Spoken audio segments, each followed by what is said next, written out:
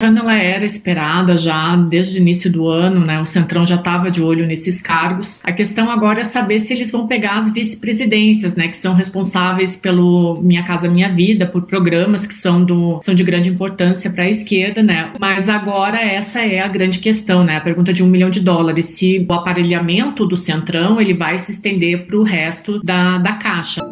E cumprir a meta do arcabouço fiscal, são necessários 168 bilhões de reais em receitas extras.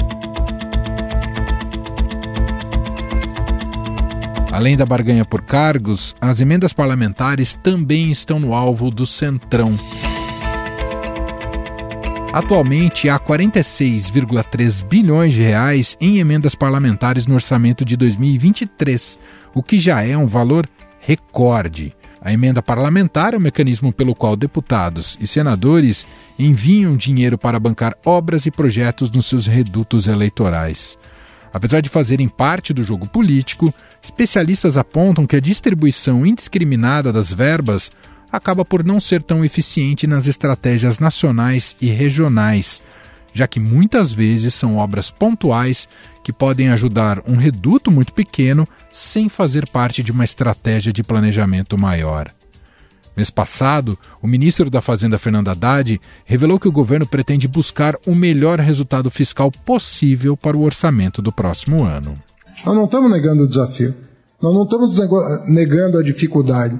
O que nós estamos afirmando é o nosso compromisso da área econômica em obter o melhor resultado possível, obviamente que levando em consideração a opinião do Congresso Nacional, que é quem dá a última palavra sobre esse tema.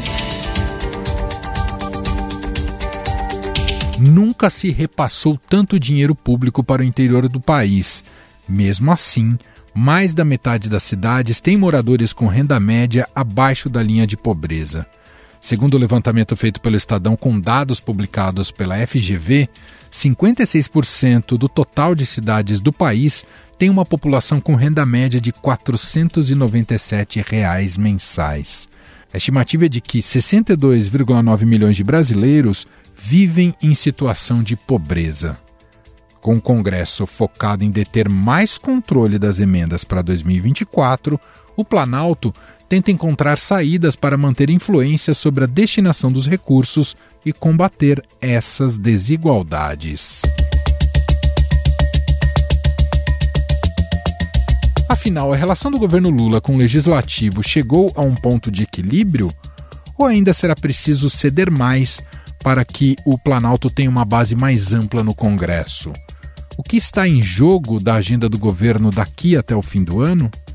Para analisarmos esses temas, vamos conversar com a editora da coluna do Estadão e apresentadora do podcast 2 Pontos, Rosiane Kennedy. Olá, Rosiane, seja bem-vinda mais uma vez por aqui. Olá, Emanuel. Muito obrigada pela audiência de todos. Rosiane, o Centrão no Congresso deu a resposta de maneira rápida e pareceu estar, ao menos momentaneamente, em sintonia com os interesses do governo ao aprovar a taxação de super-ricos e fundos de alta renda no exterior. Isso veio logo após a demissão de Rita Serrano da presidência da Caixa, para que o cargo fosse cedido a um aliado do presidente da Câmara, Arthur Lira. A articulação do governo nega que uma coisa esteja necessariamente atrelada à outra. De qualquer forma, a aprovação foi com votação bem expressiva e também com boa adesão de partidos do Centrão. Te pergunto, Rosiane, isso nos permite concluir que Lula está com uma base mais fiel e estável no Congresso ou o apetite segue insaciável deste bloco? Eu acho muito arriscado no momento, Emanuel, dizer que Lula já conseguiu essa base, porque a gente vê que projeto a projeto a negociação tem sido intensa. E cada vez que tem uma votação de grande interesse do Palácio do Planalto, especialmente nessas pautas econômicas, a gente vê que há esse movimento ainda muito grande, principalmente nesse entorno do presidente da Câmara dos Deputados, Arthur Lira, para fazer as negociações de interesse partidário. Por mais que haja essa negativa da relação de um tema com o outro, da demissão de Rita Serrano e essa votação, é difícil acreditar em meras coincidências dentro desse ambiente político. E tinha um desconforto, e eu conversei com algumas fontes na véspera dessa votação, que estavam muito explícitos, e inclusive com algumas sugestões sendo dadas por correligionários e também ali os aliados mais próximos de Arthur Lira, para que até mesmo ele simplesmente não votasse mais nada se não houvesse essa decisão sobre a Caixa Econômica Federal. Então, isso ocorreu exatamente na véspera. Conversei com líderes, conversei com vários parlamentares desse grupo próximo a Arthur Lira e havia essa sugestão. Não uma confirmação de Lira, não falei especificamente com Arthur Lira na véspera, mas essa sugestão de pessoas próximas a ele para que houvesse uma reação dele em relação às votações. Por quê? A gente tem que lembrar que houve uma exposição que causou ainda por cima muito mal-estar para Arthur Lira, que era aquela exposição da Caixa que tinha a foto de Arthur Lira sendo jogada no lixo. Aquilo ali foi um estupim. Desde a semana passada já se dizia no Palácio do Planalto que haveria uma decisão a respeito da Caixa Econômica nesta semana, mas ali ficou de uma forma que ou resolvia logo ou o risco para o governo seria muito grande em relação às votações. Então eu não aposto ainda que já haja essa segurança e ainda vai custar um pouco mais, porque tem outras votações importantes. Arthur Lira deu mais um sinal de alinhamento com o governo, disse que após essa votação de offshores, da taxação dos mais ricos, ele disse que a próxima pauta vai ser o projeto das subvenções, que é a nova prioridade do Ministério da Fazenda, então já dando essa sinalização de novo. Mas tem outros assuntos para frente e tem a própria lei orçamentária que terá de ser votada até o fim do ano, é o ideal, porque senão vira o ano tendo que ficar ali com 12 avos, tudo dificulta para o ano seguinte. O fato é, o presidente Lula ainda vai ter que negociar. Esse apetite por cargos e negociações com o Planalto continua existindo, desse grupo, que é um grupo que a gente diz meio sem coloração partidária, né, Manuel?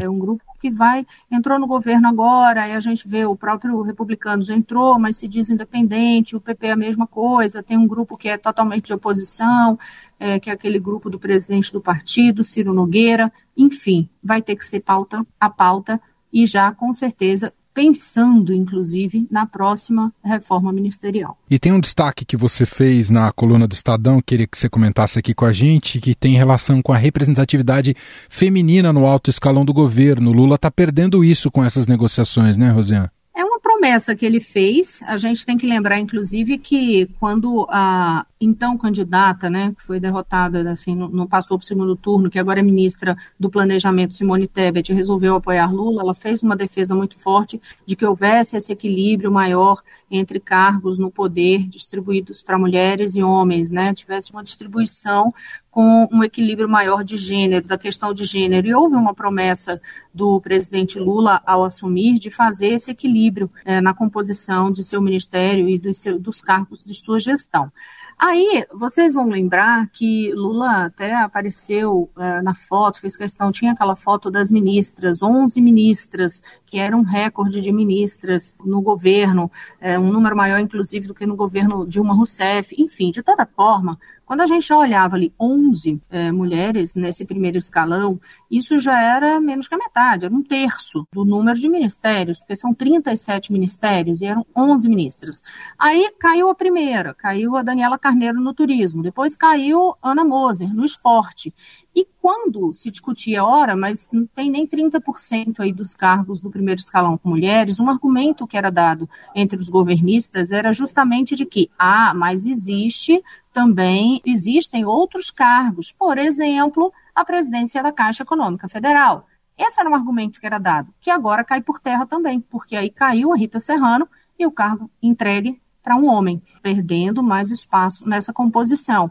Com isso, há um alerta ali, um sinal que fez parte dessa negociação para o presidente Lula avalizar o nome indicado pelo presidente da Câmara, Arthur Lira, para essa presidência da Caixa, que é manter uma das vice-presidentes lá, que é a Inês Magalhães, em seu cargo. Por que a Inês especificamente? A Inês ela é de uma pasta da vice-presidência de habitação que lida diretamente com o programa Minha Casa Minha Vida. Então ela tem a simpatia para continuar o apoio do próprio presidente Lula, também uma defesa enfática dela, feita pelo ministro das Cidades, Jader Filho, que prefere que ela continue, que não haja essa mudança em relação a essa pasta que lida diretamente com assuntos da pasta dele, né, que é o Ministério das Cidades com Minha Casa Minha Vida, e ela tem apoio do próximo presidente da Caixa também, que eles já trabalharam juntos. Então, isso pelo menos para não significar mais uma retirada também de mulheres, porque essa questão de gênero e dessa promessa não cumprida do presidente Lula de ter um equilíbrio maior na distribuição de forças,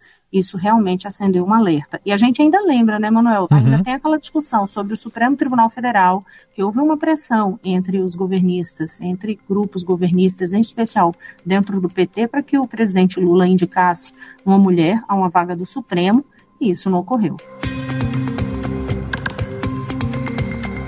Desses partidos do chamado Centrão, Rosiane, o PL segue aquele que tenta fazer uma oposição programática ou há tentação governista no PL também? Há controvérsias aí, né? Não, há tentações, sempre há, até porque a bancada é muito grande, né? São 99 parlamentares, maior bancada dentro da Câmara dos Deputados, e os movimentos regionais, em especial, quando há já toda uma preparação para as disputas para as prefeituras, isso termina impactando em como será o posicionamento. Mas vale observar 2 pontos. Quando teve a votação da reforma tributária na Câmara dos Deputados, o ex-presidente Jair Bolsonaro veio para Brasília, fez todo um trabalho junto à bancada para que não fosse votado, que eles rejeitassem. E ali ficou muito claro o erro de Bolsonaro, porque reforma tributária não é uma discussão de oposição e governo, é uma discussão que impacta na vida de cada cidadão, cada estado brasileiro, cada empresa no país. Então, ele realmente, o ex-presidente Bolsonaro perdeu esse discurso interno, ficou um desconforto muito grande e ficou claro que, em algumas situações, sim, o partido, o PL, mesmo sendo oposição, e hoje uma das oposições mais firmes ao governo Lula, porque tem em seu principal representante o ex-presidente Jair Bolsonaro, mesmo assim, em algumas pautas, como essa da área econômica, eles não vão ter como votar como oposição. Eles vão ter que votar e vão votar mesmo de acordo com o entendimento de cada um, com a sua bancada, a tendência é liberar. E aí eu passo para o segundo ponto, porque diz respeito justamente a essa postura que é tradicional do presidente da sigla, do PL, Valdemar Costa Neto. Tanto num caso como esse, Valdemar Costa Neto libera as votações, né, libera a bancada sempre, não tem aquela coisa, fecha a questão, ou senão vai ser penalizado dentro do partido. Como o que tem ocorrido também é, se há algum parlamentar que procura ou se aproxima do PT nessas discussões regionais, das composições regionais, e resolve realmente e totalmente para o grupo petista, vocês vão lembrar aquele caso do Yuri do Paredão, que eles assim, tá lá com foto fazendo ele. Como é que essa pessoa vai continuar dentro do partido? Mas a postura de Valdemar Costa Neto tem sido de não levar isso para a justiça. Ele conversa com a pessoa ali, com o parlamentar, e respeita essa possibilidade de mudança de sigla, sem que haja, de fato, um pedido do mandato dessa pessoa, né, já que há esse entendimento de que o mandato pertence ao partido, pela nossa legislação. Mas Valdemar costuma negociar, conversar com essas pessoas e não faz confusão no sentido de liberá-los para que aí sim saiam da própria legenda. Na relação com o Senado, o quadro é um pouco diferente? O Pacheco é mais comedido nas pressões que tem exercido perante ao governo, Rosiane? É interessante você fazer essa pergunta, Emanuel, porque o que se tinha inicialmente, no início desse governo Lula, era uma Câmara muito mais arredia, com uma dificuldade muito maior de negociação com Arthur Lira, e o Senado, que era sempre visto como aquela casa que vai apaziguar. Isso de uma forma geral, não só com o governo Lula, mas neste momento especificamente, o governo enfrenta dificuldade nas negociações dentro do Senado Federal. A gente vê votações apertadas, tem momentos muito específicos, esta semana mesmo com esta rejeição na indicação para a Defensoria Pública da União, é recado para o governo Lula de que os senadores estão insatisfeitos com as negociações com o Palácio do Planalto, um argumento dentro do Senado de que ele foi rejeitado por causa de discussões de defesa em relação ao aborto, e isso é uma pauta que realmente a maioria dos senadores é contra mudanças na legislação do aborto, mas não é só essa questão não, tá, Emanuel? Fica muito claro quando a gente conversa hoje. Há sim recado sendo enviado para o Planalto. Olha, governo Lula, O Senado não está satisfeito, olha mais para cá com atenção. E por que dá para sustentar isso, além das próprias declarações do que líderes partidários me disseram hoje e ontem à noite lá no Senado Federal? Além disso, a gente vai lembrar uma votação recente, que é a do marco temporal. No mesmo dia, vota na comissão, já vota no plenário, uma derrota imposta para o governo Lula. A votação do CARF foi apertada para o governo. Então, a vida do governo também não está fácil no Senado Federal. Agora, a questão no Senado são menos parlamentares, né? A gente está falando de 81 senadores e de uma força muito concentrada no presidente, de fato, também, o senador Rodrigo Pacheco. E as negociações têm passado não só pelos projetos, mas pelas indicações, principalmente. Indicações para o Supremo, expectativa de indicação para a Procuradoria-Geral da República, tudo isso termina virando uma grande pauta de negociação para se decidir o que é que vai ser votado dentro do Senado e com qual ritmo, né? Qual vai ser a velocidade ou não de cada uma dessas matérias. Para a gente fechar, Rosiana, queria te ouvir se as eleições para as presidências da Câmara e do Senado estão longe ainda, mas já estão mexendo com os bastidores, já tem gente fazendo cálculo pensando nessa troca de Lira e Pacheco? Tem, tanto no caso de Pacheco como de Arthur Lira. A disputa por essas vagas começou muito antecipadamente mesmo, né? A gente tem uma eleição que vai ocorrer daqui a 1 ano e meio, praticamente, quer dizer, 1 ano e alguns meses, porque em 2025, quando a gente fala sobre a eleição, o novo presidente da Câmara e do Senado, as negociações dos candidatos que aparecem, as pessoas me perguntam, inclusive, algumas vezes assim, é agora, em fevereiro? Não, é 2025. Só que o que é que acontece? Por que que isso ficou tão antecipado também? Porque o Arthur Lira, além de ter uma força muito grande, né, ele vem já no início dessa gestão com uma força que ele conseguiu unir os partidos do Centrão, os partidos da direita e o apoio do próprio PT, porque tinha aquele compromisso com a PEC, que foi a PEC que permitiu a manutenção de alguns auxílios, né, foi aquela PEC da transição, e ali ele já conseguiu apoio para entrar com muita força nesta gestão dele, mas entrou já sabendo que não pode concorrer, ele não tem como concorrer à reeleição. Então, ele já assumiu sabendo que, e todos ali no entorno dele sabendo que ele vai ficar agora, mas que tem que ser trabalhado um nome para ocupar o lugar dele posteriormente. Então, isso terminou antecipando muito. Já no primeiro semestre deste ano, ele tinha começado essa legislatura na presidência da Casa, já estava se discutindo quem iria substituí-lo. Então, com 2 anos pela frente. Isso foi o que aconteceu em relação ao calendário. E aí, inicialmente, o que pareceria que seria só ali 2 nomes, né? Nunca um nome só, mas 2 nomes e alguma candidatura avulsa, hoje enfrentam uma verdadeira pulverização de candidatos. E eles começam a fazer as contas, sim, que é a pergunta que você me fez. Porque eles começam a fazer as contas de, já tendo aí em vista pelo menos 5 candidatos, para quem que isso seria mais vantagem, ter vários votos pulverizados para empurrar a disputa para o segundo turno. E, claro, tudo que é negociado na Câmara termina impactando também nessa discussão da eleição que vai substituir Rodrigo Pacheco na presidência do Senado, porque aí os partidos fazem um jogo de força entre as duas casas, então um apoia de um lado para apoiar o outro nome do outro, e aí as coisas não conseguem andar separadamente, embora sejam 2 casas independentes dentro do Legislativo Federal. Muito bom, essa é a editora da Coluna do Estadão, apresentadora do excelente podcast 2 Pontos, Rosiana Kennedy, gentilmente hoje participando aqui do nosso podcast. Obrigado, viu, Rosiana? Até uma próxima. Até mais. Estadão Notícias.